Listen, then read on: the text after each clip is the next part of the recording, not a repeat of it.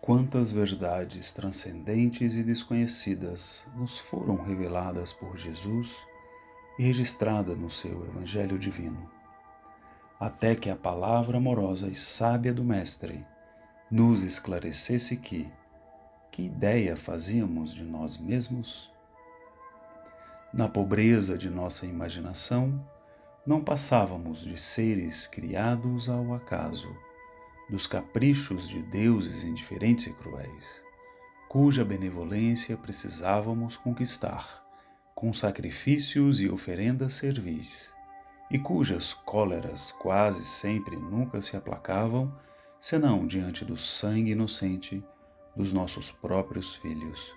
que éramos constrangidos a imolar-lhes, libertando-nos definitivamente desse aviltante servilismo e elevando-nos à incomparável condição de príncipes dos universos. Jesus nos revelou a amorosa paternidade do Deus eterno e único.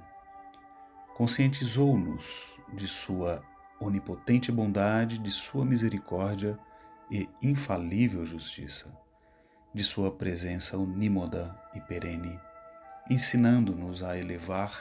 até Ele a força do nosso pensamento e a confiar com filial devoção na sua infatigável providência.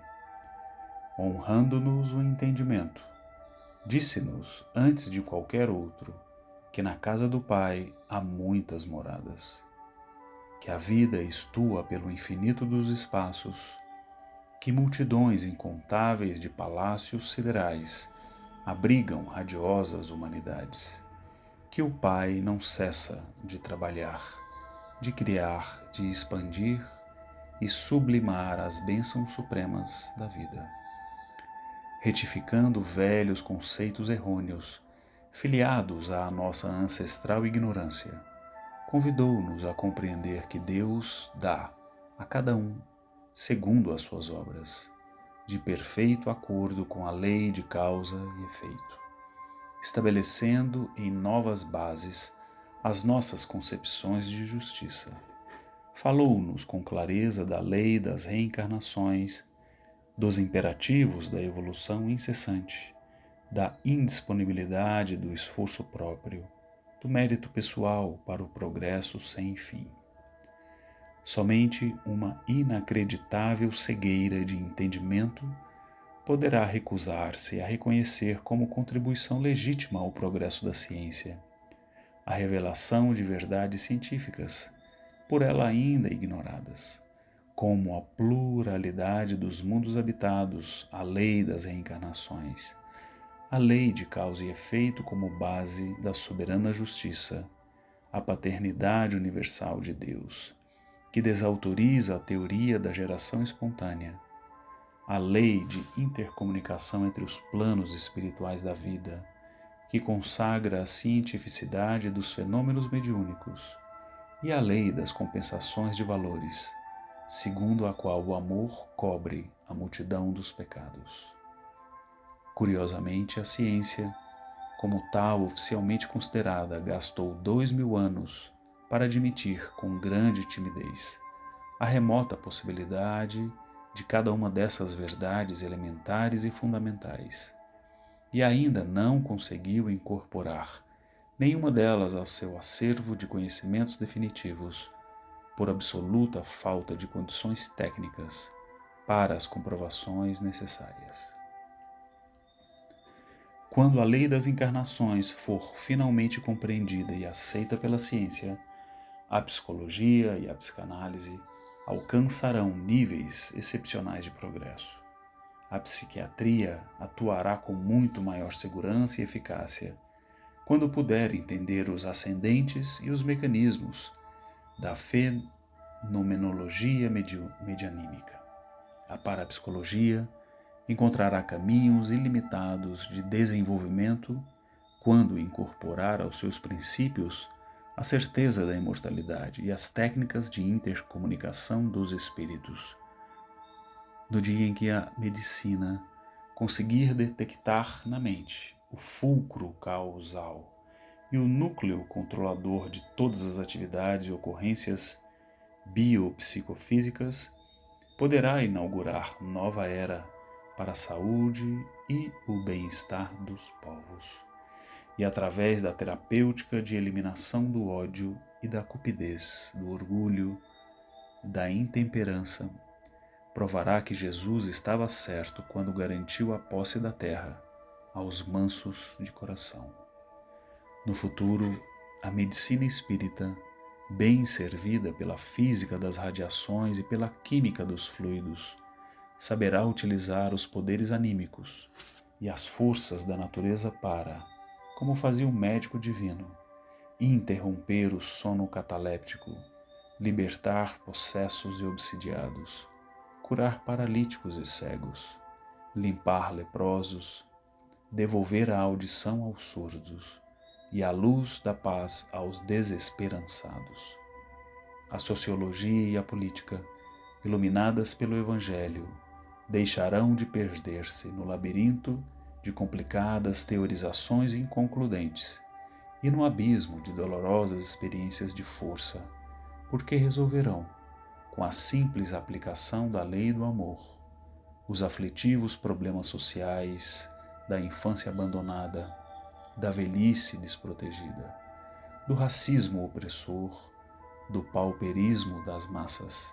dos ódios de castas e de classes, da exploração econômica de grupos, da prostituição, do desemprego,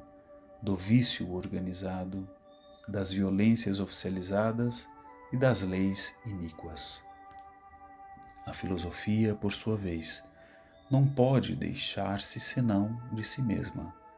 porque não ter conseguido assimilar, até agora, as mais substanciais lições do excelso mestre. Se são ainda tão precários os conceitos filosóficos de ética, é porque os homens de pensamento não adquiriram bastante luz espiritual para realmente compreender a divina moral de Jesus, integral e eterna, definitiva e abrangente. Em termos substanciais, a moral não é relativa, não é mutável em função dos costumes, das culturas e das épocas. Um dia, os cultores da filosofia entenderão que a moral evangélica é padrão eterno, ao qual as outras formas transitórias de moral menor terão afinal de ajustar-se,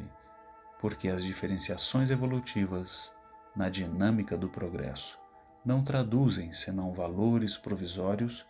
que não se podem confundir com os módulos estáveis do valor maior, definitivo e supremo. Como mudarão os conceitos de estética quando um bem for, no mundo, o soberano e único modelo de arte e de conduta? De certo cessarão as aberrações e as monstruosidades que se impingem desgraçadamente como formas consideradas hábeis de beleza e que não passam de tenebrosas expressões de distorção mental e de grosseira deturpação da sensibilidade. Talvez seja, porém, nos domínios da lógica que a maior revolução terá lugar,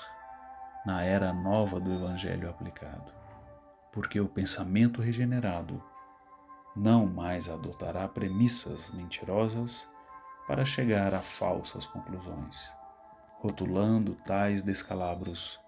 com sinetes enganosos de insustentáveis silogismos. Cessará, para a felicidade de todos,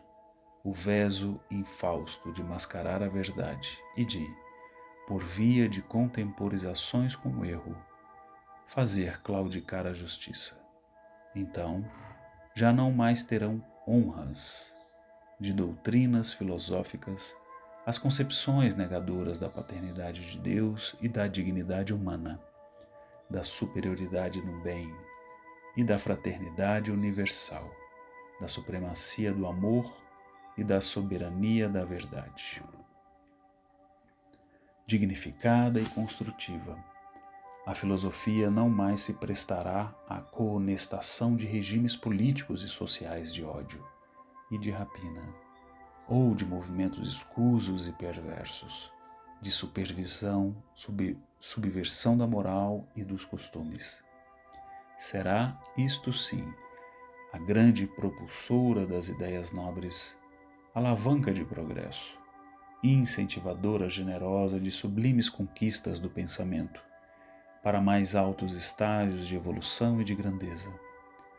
proclamando a paternidade soberana, única e universal de Deus. Jesus condenou a velha e arraigada instituição da escravatura, definiu a igualdade fundamental dos direitos humanos, igualou a mulher ao homem, libertando-a da pecha milenar de inferioridade biotipológica. Reformulou o direito das obrigações, erigindo-o como árbitro justo de relacionamentos entre irmãos iguais. Aboliu os juramentos por desnecessários, afrontosos e sacrilégios, indignos de seres responsáveis e merecedores de fé. Eliminou as enraizadas concepções de estado de necessidade como justificativa para crimes contra o próximo. Estabeleceu nova luz para clarear o direito de propriedade, limitando-o exclusivamente ao bem comum, com total exclusão de qualquer egoísmo. Como o direito humano está ainda longe desses princípios divinos de legítima fraternidade e verdadeira justiça, quantos dolorosos conflitos, quantas difíceis provações, quanta dor e quantas lágrimas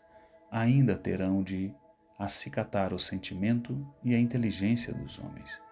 para que eles finalmente entendam e aceitem as diretrizes evangélicas como normas ideais para suas instituições, a fim de terem alegria e paz em suas vidas. Até lá, a sabedoria do Mestre continuará aparecendo aos doutos juristas do mundo, alguma coisa lírica e irreal, fantasiosa e inaplicável. Enquanto, porém, houver sobre a face da terra pobres e famintos, gente que chora e almas sem misericórdia, a palavra de Jesus não cessará de ecoar nas eternas bem-aventuranças. Por mais que demore, os princípios da força serão substituídos no mundo pelos da misericórdia e os mandamentos da astúcia pelos da verdadeira justiça. Nesse dia, acima do direito público e do direito privado, do direito de sociedade e do direito de família, estará o direito divino do amor universal e eterno, a reger a vida humana para o entendimento e a felicidade. Então, a religião não será mais objeto de exploração entre os seres humanos, nem instrumento de poder político ou de exacerbação de vaidades sociais. As preces, sentidas e sinceras, não serão comercializadas e os maiores dentre os irmãos serão, invariavelmente, os servidores de todos. O divino legado de Jesus, que a humanidade terrena ainda não quis aceitar e não pôde receber, é o de um mundo feliz, de paz e amor, sem injustiças, sem opróbios, sem miséria, sem orfandade, sem crimes e sem ódios, sem fratricídios e sem guerras, onde todos, solidários e progressistas, criarão a beleza, desenvolverão a ciência e as artes, a filosofia e a técnica, com o trabalho digno e o repouso honesto, na nobreza do lar e na administração operosa e esclarecida.